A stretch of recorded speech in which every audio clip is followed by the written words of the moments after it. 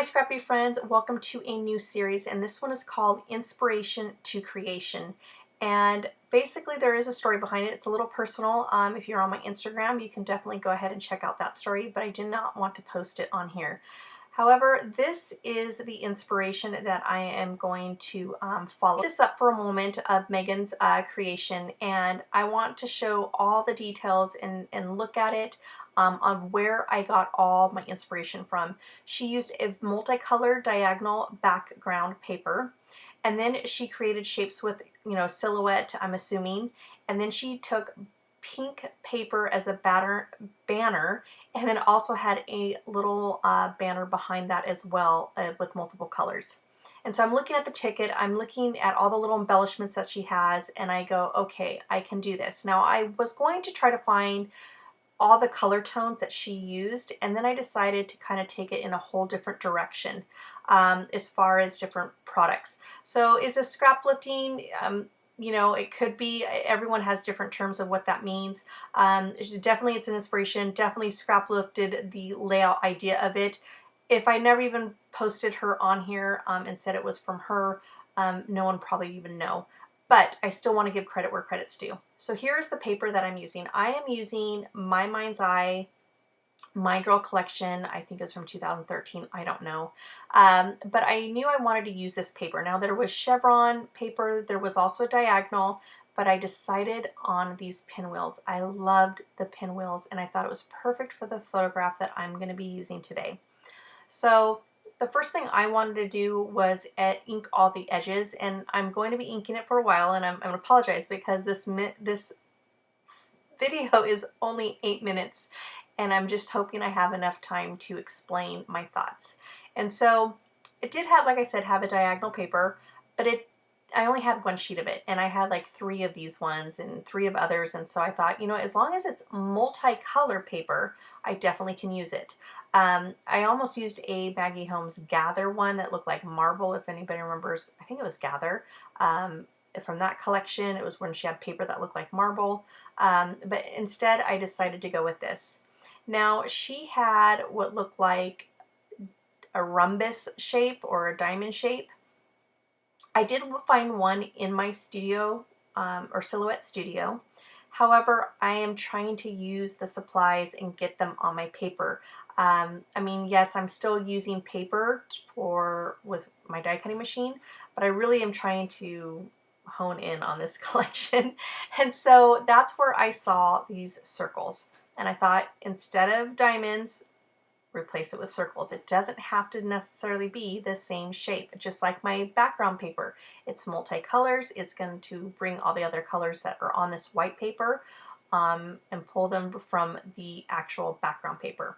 Now, like I said, I did have 3 of those papers, and normally I am one that guts out the paper to save everything, but I have 3 of those. And I definitely will get sick of using those papers eventually. So I decided to save that or not save it, keep myself from gutting it and just put it on the whole white paper onto that one. Now the way I decided to cut it down, that white paper, is I wanted the the pinwheels to show completely. So I didn't want to have anything cut off. So there's a perfect row going around and framing that white paper.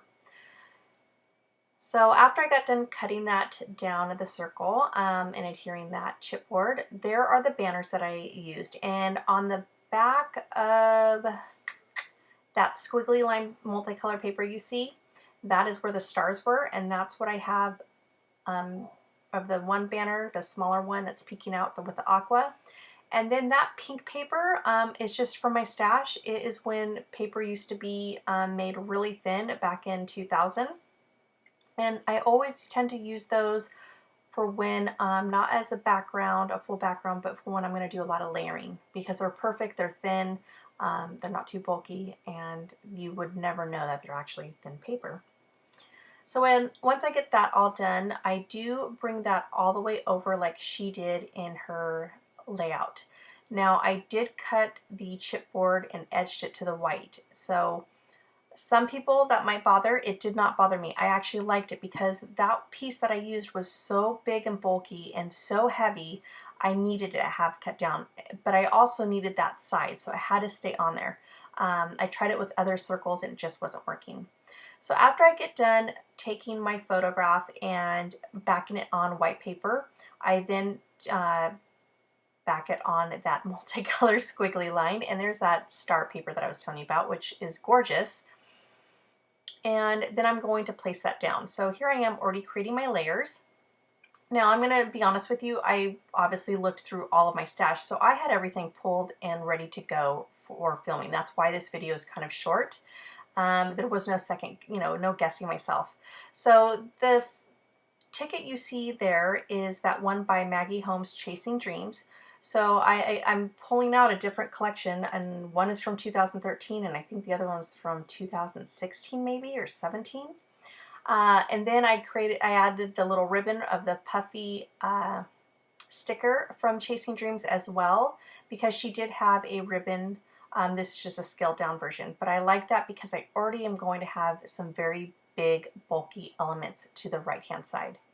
So again, even though she used rhombus shape, I am using circles and this bubble maker, or bubble wand I should say. So I'm gluing down everything, and what started it too for me to pick out these the circles, because like I said, I was going to use my silhouette and I did find a diamond shape that was pretty close to the one that Megan used, but then I saw that chipboard piece of the bubble wand, and right away when I saw the wand and then I saw all the little circle elements with that chipboard from the same collection, I thought of bubbles. And yes, they're all different, and no, they don't look like bubbles, but that's just the what came into my mind. And so I decided to use those, and I love the look of it. Absolutely love the look of it.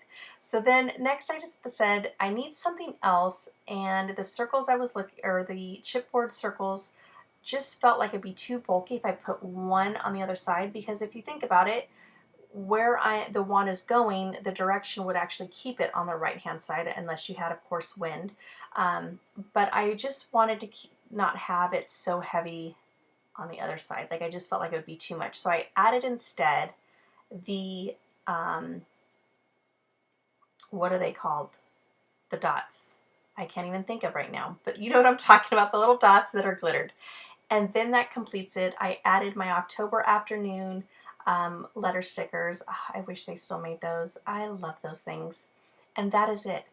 That is how I am going to use my stash, and use all the inspiration that I save all the time and never use them. So thank you so much for joining me. Please let me know what you guys think of this. I'm excited to hear your guys' feedback.